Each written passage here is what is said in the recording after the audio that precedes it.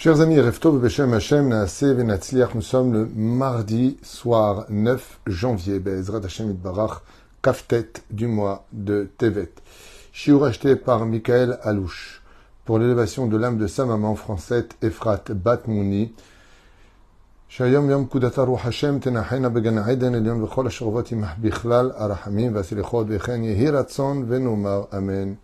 Tienish Matatzor Achayim, et que Akadosh Baruch Hu accorde beaucoup de bonheur et de joie à Michael et son épouse Sophia Yekara Alouche et protège ses enfants sur le chemin de la Torah Mzot Maasim Tovim, Ben Zachar Mitzad Echad, un beau mariage pour sa fille, et que chaque mot d'étude de cette Torah que nous allons étudier ensemble sur une idée de la paracha de Vaera nous apporte Be'ezrat Hashem des révélations au sein de notre comportement pour un meilleur avenir pour chacun de nous. Bien sûr, on pensera à Kol Chayalenu et que Akadosh Baruch Hu ramène tous les Chatoufim, nos otages, en bonne santé le plus vite possible à la maison, et que cette guerre prenne vite fin pour qu'on puisse, Bezrat Hashem nous a donné à l'étude les mitzvot de la Torah, Kedat Moshe ve Israël.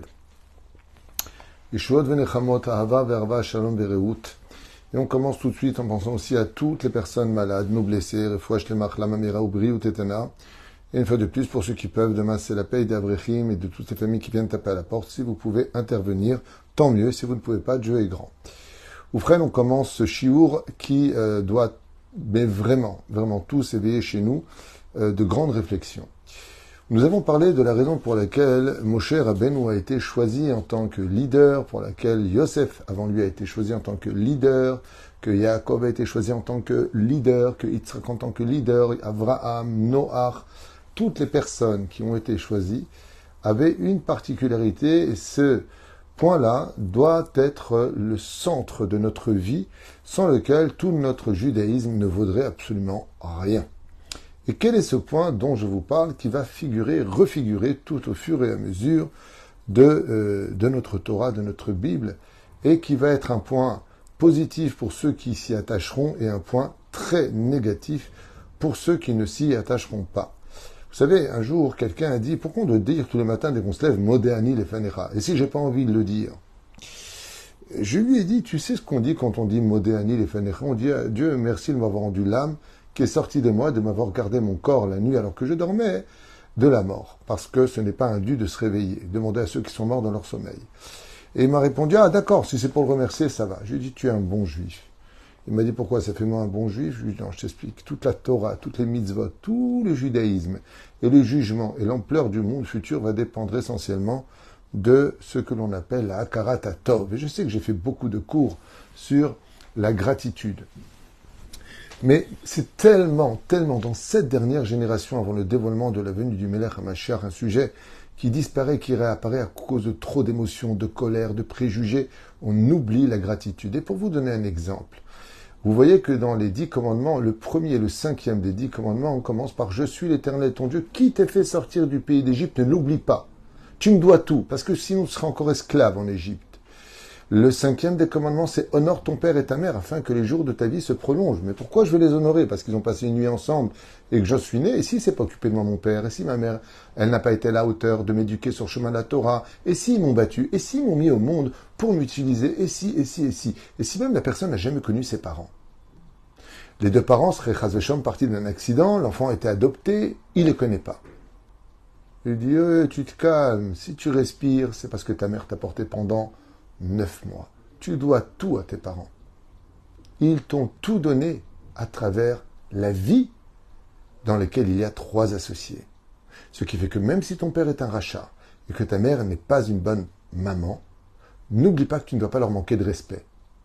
N'oublie pas que tu te dois de te tenir à la bonne distance pour ne jamais leur faire de mal.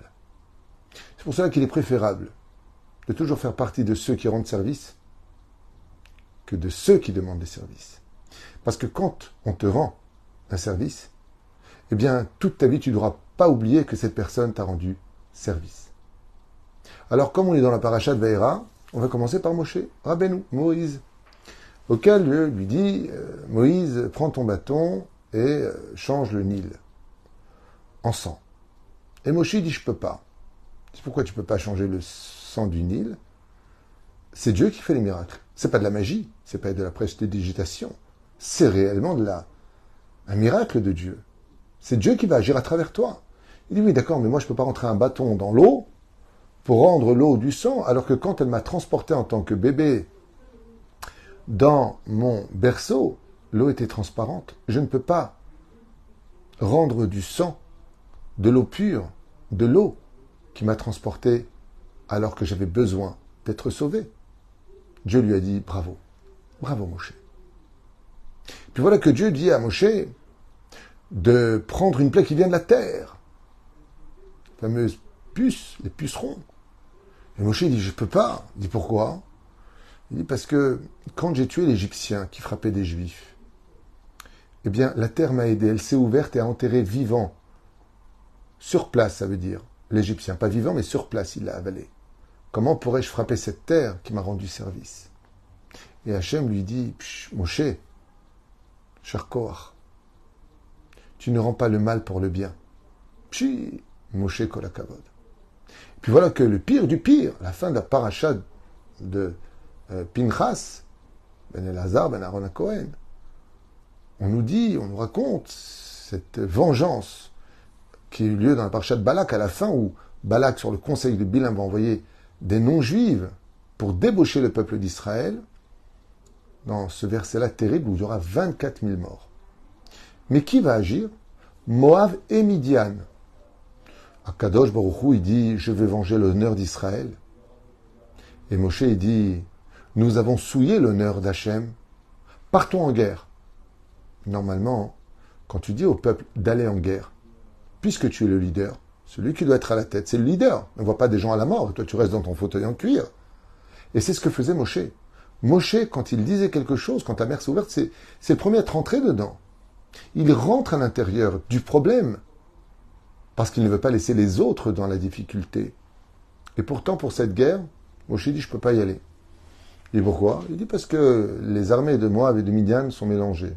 Il dit, alors, t'as qu'à y aller. Il dit, mais je ne peux pas aller. Je ne peux pas aller frapper un peuple comme Midian, qui m'a accueilli, et qui m'a donné du pain, et qui m'a donné une épouse, avec qui j'ai eu des bons jours, avec qui... Voilà, on ne peut pas jeter une pierre dans un puits qui nous a donné de l'eau. Donc, je ne peux pas y aller.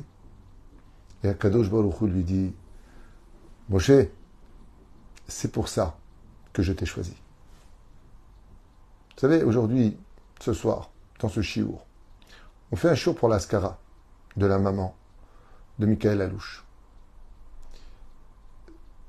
Pourquoi faire un cours pour elle? Elle est décédée. Elle est dans le monde d'en haut. Il y a un jugement qui a été fait. Dieu est juste. Qu'est-ce qu'on se prend la tête? On ne peut pas l'oublier. C'est son anniversaire de décès. Il faut faire quelque chose pour elle. On va sanctifier un cours pour l'élévation de son âme. Mais pourquoi? Parce que c'est ma maman. C'est des souvenirs. C'est des moments passés. C'est une femme qui m'a donné la vie. Il y aurait tellement à dire sur chacun de nous, pour lequel Béhémet, il y a à apprendre. Vous savez, le Créateur du monde a dit qu'un chien, c'était aussi impur qu'un porc. Dans la Gemara, il y a marqué, tout celui qui fait grandir un chien chez lui, c'est comme si qui fait grandir un porc. Quel rapport entre le porc et le chien? Ce sont deux animaux, les deux sont impurs. Alors pourquoi faire une telle comparaison? Eh bien, parce que les deux sont impurs. Et on est en train de te dire qu'il n'y a pas de différence entre l'un et l'autre. Très bien. Mais le chien, quand même, c'est pas un porc. Il ne faut pas tout mélanger. Pour les Chinois, c'est la même chose. Ils mangent du porc, ils mangent du chien. Mais le chien ne fait pas partie des animaux consommables par une grande majorité des humains sur Terre. Et puis un chien, ça n'a pas... c'est sympathique. Moi, j'ai eu des chiens quand j'étais en France. C'est sympathique, un chien. Ça fait rire, ça occupe, c'est sympathique, c'est attachant. Un porc, c'est pas spécialement attachant. Mais ça a une grande particularité.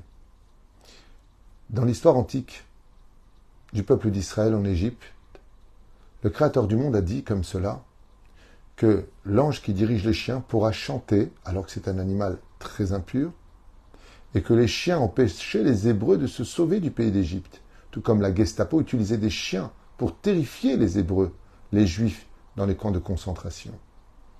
Et regardez ce que nous disent les sages. Comment se fait-il que l'ange qui dirige les chiens dans ce monde a-t-il le droit lui aussi de dire des louanges à Dieu? La réponse, il dit pour deux choses. La première, c'est qu'ils n'ont pas aboyé quand les Hébreux sont sortis du pays d'Égypte. Et la deuxième, c'est qu'avec les excréments du chien, on en fait comme une espèce de farine, une espèce de poudre, pour tanner les peaux sur lesquelles, par la suite, ça va la rendre très lisse, on peut écrire le Sefer Torah, les Téphilines et les Mezuzot. Donc, étant donné qu'ils rendent service au peuple d'Israël, le créateur du monde, ils n'ont pas aboyé et on utilise quelque chose d'infect comme leurs excréments, mais quand il est séché et travaillé, ça devient une poudre qui permet de rendre lisse le parchemin, eh bien, ils chanteront l'honneur de Dieu. Waouh! Même Dieu, pour des choses aussi minables, aussi détestables, aussi abjectes que des excréments d'un animal impur, il dit oui, mais il est peut-être impur, en attendant, tu as besoin de lui, donc il peut chanter aussi pour moi. Waouh! Quel a été le salaire, nous dit la Torah? Étant donné que les chiens n'ont pas aboyé quand les Hébreux sont sortis d'Égypte par respect pour les Hébreux, eh bien, quand une viande ne sera pas cachère, tu la donneras à ton chien. C'est-à-dire, si elle n'est pas cachère pour nous, la kelev tashlichun, tu l'enverras au chien. Pourquoi faire? Parce qu'il faut les remercier. Alors, qu'est-ce qu'on peut apprendre du chien? Vous savez que la Torah nous dit de chaque animal qui a été créé, on peut apprendre quelque chose. On apprend les caractéristiques. Soit des fois, il faut mettre les points sur les i, être hautain, comme le léopard. Kalkanacher, des fois, il faut être léger dans la vie, surmonter les problèmes, comme l'aigle, qui se laisse transporter dans des très grandes hauteurs, qui va surmonter la terre et ses problèmes. Et des fois, il faut courir aussi vite que le cerf. Et des fois, il faut arrêter de fuir les problèmes et se confronter à eux comme un lion. Qu'est-ce qu'on peut apprendre du chien? Eh bien, le chien est un animal très particulier. On peut apprendre du chat la pudeur, on peut apprendre de la souris, de la fourmi, le fait de ne pas être fainéant. Chaque animal, on apprend beaucoup de choses de lui. Du chien, on va apprendre le sujet d'aujourd'hui. Les chiens sont remplis d'amour pour leur maître. C'est impressionnant de voir. C'est qu'un chien, il peut pleurer quand il voit son maître, il est comme un fou, il bat de la queue, il se met par terre. Il est tellement heureux quand il peut rendre service à son maître. Il est là, il le caresse, il est jaloux. Quand il voit que tu caresses trop un autre chien ou une autre personne, il te regarde s'il est, et moi alors. C'est très bizarre un chien, on dirait presque quelque chose d'humain en lui. Il n'y a rien d'humain, je vous l'affirme. Il a quelque chose qui plaît beaucoup à l'humanité. C'est qu'il est fidèle, il sait aimer, et il aime les humains. Il a du mal des fois avec d'autres chiens, mais en général, les chiens aiment les humains. Dans ce cas-là, on peut comprendre que le chien est un animal qui a un grand cœur. Dans le mot hébraïque, chien se dit kelev, qui veut dire kelev. Lev en hébreu, c'est le cœur. Kelev. Il est comme le cœur. Très bien. Alors dans ce cas-là, s'il est tellement kelev, tellement avec un bon cœur, tellement fidèle à l'homme, prêt même à se battre. On a même des histoires dans le Talmud où un chien qui avait un maître a vu un serpent la nuit qui était en train de déposer son venin dans de l'eau. Il était en train de boire, il veut déposer son venin. Le chien essaie d'aboyer, réveiller le maître ne s'est pas réveillé. Et puis voilà que le maître le matin vient pour boire et le chien n'arrête pas d'aboyer, il n'arrête pas d'aboyer. Pourquoi faire? Pour prévenir qu'il y a quelque chose. Et comme le maître ne comprenait pas ce que lui disait le chien, il vient pour prendre une louche pour boire de cette eau qui était empoisonnée du venin du serpent. Et le chien s'est jeté sur cette louche, l'a fait tomber et a lapé cette eau. Quelques instants plus tard, le chien s'est senti mal et il est mort. Le maître a compris que le chien venait de lui sauver la vie. Nous-mêmes, quand nous habitions à Paris, j'avais un chien qui s'appelait Silver. Et d'un coup, on était comme ça dans le salon et le chien rentre à toute vitesse et il repart. Il rentre, il aboie et il repart. Il rentre, il aboie et il repart. À un moment, ça nous a saoulés. On lui a demandé d'arrêter. Et en guise de réponse, il est parti prendre la jupe à ma mère. Il a commencé à la mordre en lui disant « Viens avec moi ». On a compris que s'était passé quelque chose à ce moment-là. On arrive dans la cuisine et on trouve notre grand-mère dans une mare de sang, par terre. Et le chien nous a amenés jusqu'à elle. Je vous raconte une histoire qu'on a vécue de façon tellement oculaire, quoi. C'est pas un truc que je racontais. On l'a vécu. Donc c'est bien, les chiens ont certainement beaucoup de mérite, tout ce que tu veux. Nous, les juifs, on évite d'avoir des chiens à la maison, sinon ça fait fuir la shrina. Mais il n'empêche que c'est un animal assez exceptionnel. Très bien, très bien. Nos sages ont posé une question magnifique sur le chien. S'il est tellement bon, ce chien, et s'il aime tellement les humains, comment se fait-il qu'il n'hésitera pas à aboyer sur un étranger? Comment se fait-il qu'il peut même devenir menaçant vis-à-vis d'un étranger? Comment se fait-il qu'il pourrait même mordre une personne dont il doute? Et nos chachamim nous disent, je vais te dire pourquoi. S'il est si fidèle à ses maîtres, c'est parce que le chien, il a une chose en lui qu'on doit apprendre de lui. Il a de la reconnaissance. Il sait qu'il lui donne à manger. Il sait qu'il lui donne un toit. Il sait que quand il a envie d'aller faire ses besoins, son maître va prendre du temps pour lui. Et ça, il ne peut pas l'oublier. Le chien a de la reconnaissance pour ceux qui lui donnent de l'amour, de l'attention. Ainsi donc, qu'est-ce qu'on peut apprendre de ces chiens qui n'ont pas aboyé à la sortie d'Égypte? Qu'ils ont eu de la reconnaissance. Alors on leur doit de la reconnaissance. Vous savez, dans notre génération 2024 de l'ère vulgaire, des fois je vous dis franchement, mieux vaut être un chien qu'un humain. Parce que tu peux avoir des SDF par terre que personne ne regardera, mais si on voit un chiot par terre ou un chien par terre, le pauvre, tout le monde va le prendre dans les bras et le cajoler, lui donner à manger. J'ai rarement vu des gens cajoler des SDF et leur donner à manger, et avoir pitié d'eux et les emmener à la maison. Il y a même des gens qui disent « je préfère un chien qu'un humain ». Il y a aussi des fous comme ça. Mais bon, El Malasot. Vous voyez, 30 millions d'amis, ça ramasse des héritages. J'aimerais bien qu'on trouve des héritages pour ramasser toutes ces personnes qui étaient des fois en haut de la liste, en haut de l'échelle et qui ont été jetées par terre. C'est dommage. Ça ne veut pas dire que c'est bien de laisser tomber les animaux. Je ne dis pas le contraire, on n'a pas le droit de faire souffrir un animal. Et c'est vrai qu'on a la compassion pour le monde animalier parce qu'il représente la nature et donc la justice de Dieu. C'est beau, la nature elle est belle. Un animal, ça fait toujours de la peine parce qu'on peut lui donner. Et de l'autre côté, il nous le rend avec des caresses, avec des regards. Ce qui n'est pas tout le temps le compte-rendu des hommes qui peuvent te rendre très facilement du mal pour du bien. Et c'est en cela qu'il y a souvent des comparaisons qui sont faites entre deux niveaux qui n'ont rien à voir, car l'homme n'est pas un animal. Un humain, c'est pas un animal. Un humain, c'est un humain. Un animal, c'est un animal. Mais des fois, il y a des humains qui se comportent encore pire que des animaux.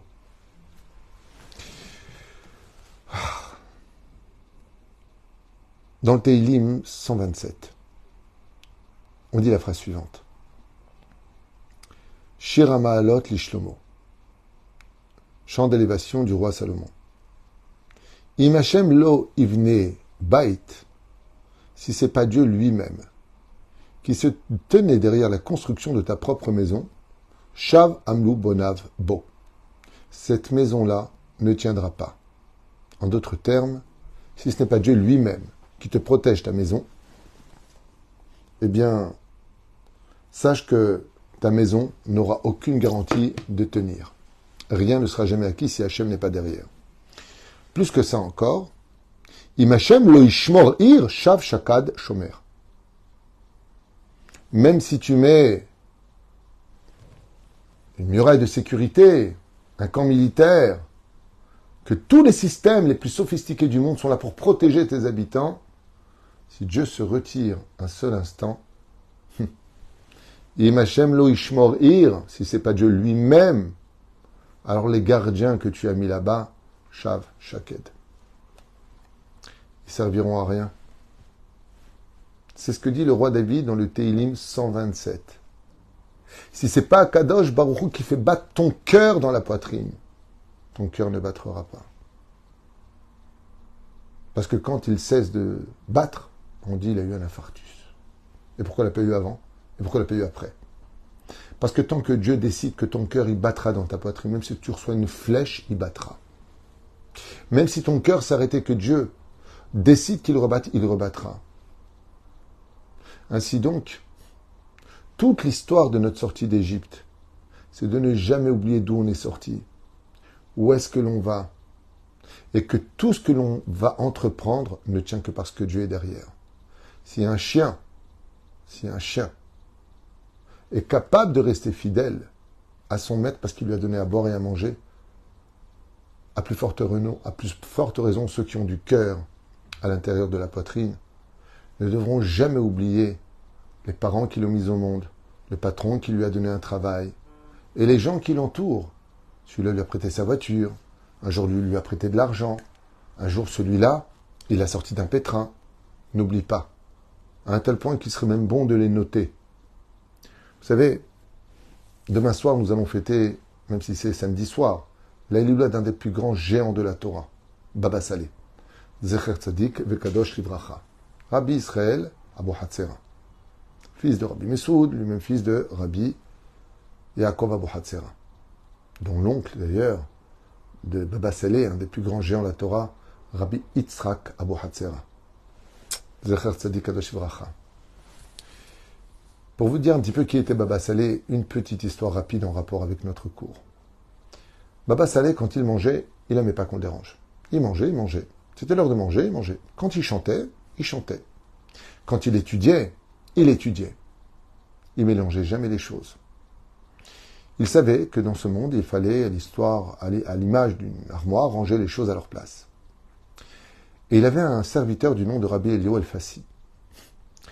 Et quand il étudiait la Torah, et qu'il s'enfermait dans sa chambre, personne ne pouvait rentrer là-bas.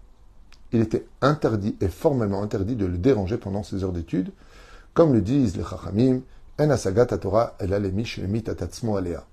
La Torah ne peut appartenir qu'à celui qui mourra dans ce monde. Ça veut dire quoi mourir? Non, pas il meurt. Ça veut dire que comme un mort n'est plus présent et on ne peut plus l'appeler pour aller à tel endroit, on ne peut plus lui dire tu peux venir me voir. Eh bien, quand tu t'enfermes dans l'étude de la Torah, c'est un moment où le monde doit considérer que tu n'es plus de ce monde. Ça veut dire que tu es occupé pour ne pas couper ton étude de la Torah. Puis voilà que le seul qui avait le droit, dans un cas d'extrême urgence, de rentrer dans sa pièce, c'était son serviteur Rabbi Elio El-Fassi. Et alors que Baba Saleh était en pleine étude, très concentré à caresser les mondes supérieurs dans l'étude de la Torah, voilà que la porte, on tape. Baba Saleh, il sait, à l'avance, il y avait le roi à Kodesh, et il dit, rentre. Et à ce moment-là, il lui dit, il est là? Il lui dit, Ken Gvodarav. Il est venu d'Angleterre. Angleterre. J'arrive tout de suite. Le serviteur de Baba Saleh n'a pas compris pourquoi Baba Saleh allait-il s'interrompre de l'étude pour venir directement le voir, un étranger. Et voilà que quand Baba Saleh arrive, il reçoit avec un sourire incroyable, Baruch Haba, venez ici, mettez-vous dans le salon pendant son heure d'étude. Rav Elio El-Fassi était choqué de voir Baba Saleh donner autant d'attention à un homme. Mais là où ça va encore plus loin, c'est qu'alors qu'il y avait Rav Elio El-Fassi, il y avait l'épouse du Rav, il y avait beaucoup de monde dans la maison, Baba Saleh s'empresse de courir à la cuisine lui-même, de prendre un plat et de mettre des gâteaux, et de prendre des pistaches, et de mettre des cacahuètes, il prépare un apéritif. Et il court devant lui, et lui propose un thé au nana, ou un thé, un autre thé, je ne me rappelle plus c'était quoi, peu importe. Il propose un thé. Et la personne, très content, je vous avais dit que Vodarav, qu'un jour je passerai vous voir à Nitivot, quel plaisir de vous rencontrer, je voulais vous parler d'un petit problème, et Baba Saleh, il le regarde avec un sourire, il lui dit, bien sûr, dites-moi en quoi je peux vous aider. Mais c'est un truc de fou, c'est l'heure d'étude, comment? On a dit que, normalement, personne ne peut te déranger. Et Baba Saleh était tellement heureux, et il lui tient la main comme ça, que Dieu vous bénisse. Ils ont fini, il le raccompagne à la porte, et lui souhaite un bon voyage, en le bénissant. Rabbi Elio El-Fassi m'a raconté, parce que j'ai eu le mérite de le connaître quand je vivais à Netivot pendant 3 années, qu'il lui a posé la question à Baba Saleh en lui disant « Vodarav, pourquoi tellement d'intention pour cet homme qui était de passage, qui est venu vous voir? Il aurait pu attendre dans la salle à manger, je lui aurais servi un verre de thé et des gâteaux, le temps que vous finissiez et que vous veniez le voir. Mais vous m'aviez dit depuis tellement longtemps, si un homme comme ça et comme ça vient d'Angleterre, je te demande, quoi que je fasse, de venir m'interrompre pour que je vienne le voir. Et c'est pour ça que j'ai osé vous déranger. Mais vous, pourquoi vous avez agi ainsi ?» Et Baba Saleh lui a dit, parce que cet homme-là, il y a plus de 20 ans, il m'a reçu. Et lui-même, il est parti chercher des gâteaux et des cacahuètes. Il m'a fait le thé que je voulais boire. Il s'est tellement donné pour moi. Voilà pourquoi je te dis que quoi que je fasse, s'il vient, tu dois me prévenir. Parce que je ne veux pas avoir une dette vis-à-vis de lui. Il m'a rendu beaucoup de services. Il m'a accueilli, m'a embrassé les mains, il m'a donné à boire, il m'a donné à manger. Je priais tous les jours pour qu'un jour j'ai le mérite de le recevoir chez moi et de lui donner à boire et à manger. C'est ça qui a fait de Baba Saleh, le grand Baba Saleh. Pas ses connaissances approfondies de l'étude de la Torah, mais sa Hakarat Tov. Vous qui êtes dans des communautés différentes, vous allez rentrer dans une communauté. Le Rav va vous accueillir. Il va vous donner de l'intention, des explications, vous mettre à la table de sa Seuda Shlishit. Vous estimez que cette synagogue, vous êtes pris la tête avec quelqu'un. Le Rav ne vous convient pas vraiment. Ce n'est pas vraiment le niveau que vous attendiez. Ça parle trop dans la synagogue. Vous êtes en droit de quitter. Mais pas n'importe comment. Allez voir le Rav, le remercier pour tout. Et prendre sa bénédiction avant de partir. Et ne pas partir du jour au lendemain comme si qu'il n'avait jamais existé et jamais investi pour vous. N'oubliez jamais que c'est grâce à cette midala de la reconnaissance que le Créateur du monde a choisi tous les leaders du peuple d'Israël.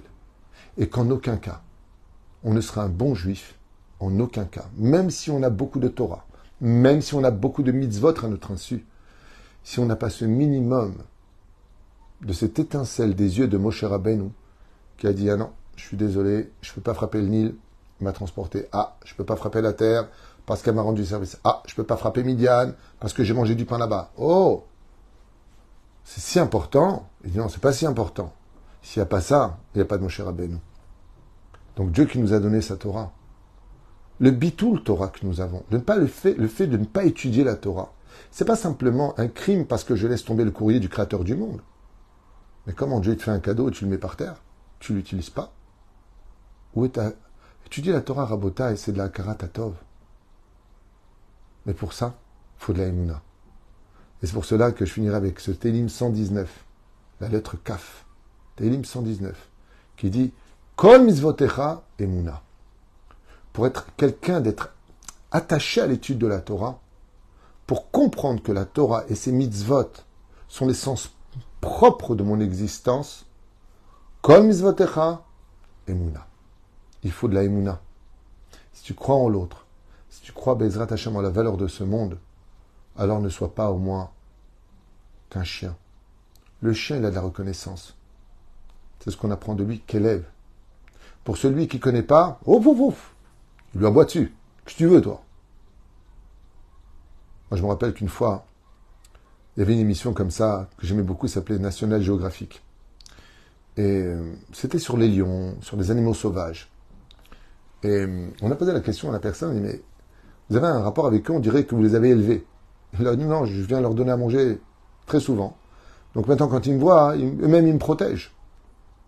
Les animaux, ils ressentent qu'on doit toujours protéger et reconnaître celui qui t'a donné à manger, celui qui t'a donné la vie, celui qui t'a rendu service. Alors ne l'oublie jamais. N'oubliez jamais vos parents, de leur vivant comme de leur mort. N'oubliez jamais toutes les personnes avec qui vous avez des photos de souvenirs. Qu'au moins un coup de fil, toutes les je ne sais pas combien. Un coup de fil. Comment vas-tu? Pourquoi tu me rappelles? Pour pas perdre le kécher. Un jour j'ai passé des vacances avec toi, un jour tu m'avais rendu, un jour tu m'avais... N'oublie jamais. Ça veut dire qu'on doit être attaché à tout le monde. Pas du tout. Mais ça veut dire que tu ne dois jamais oublier un visage de quelqu'un qui, Baruch Hashem, t'a apporté un sourire.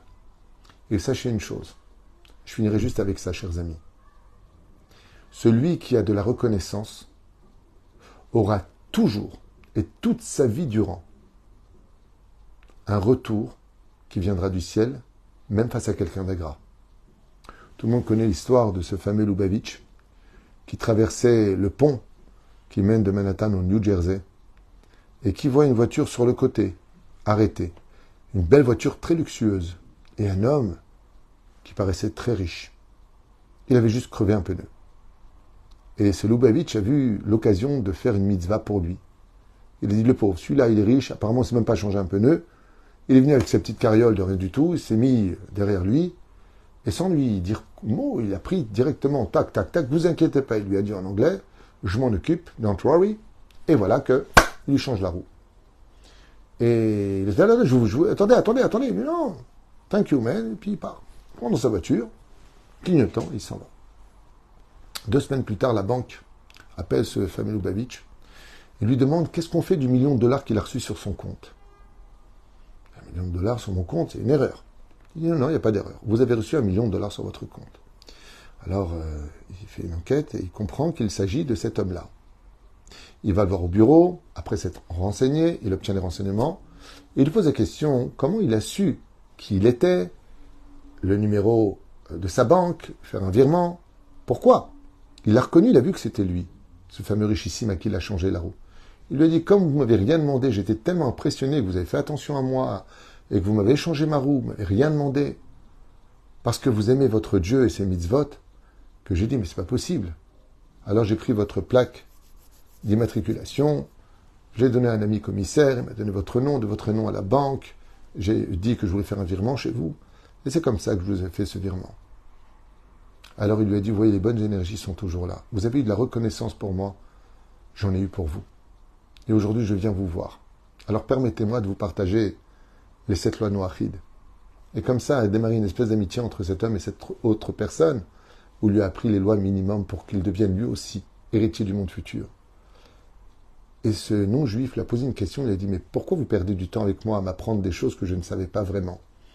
Il lui a dit, parce que quand on a de la karatatov, quand on a de la reconnaissance pour avoir changé une roue et dire, je ne veux pas rester comme ça, il m'a rendu service, il pleuvait, il m'a rien demandé, je veux lui rendre, il lui a dit, vous êtes un non-juif qui méritait de connaître les 7 lois noachides pour être vous aussi l'héritier du monde futur.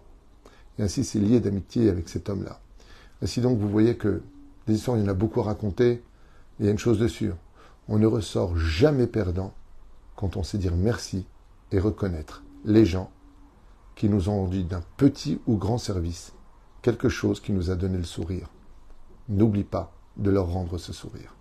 Voilà ce que je voulais partager avec vous, qui correspond à ces parachutes pour lesquels, sans la Hakarat-Hatov, tu pourrais mettre autant de maisons dans ta vie. Si Dieu n'est pas derrière, tu ne pourras rien faire.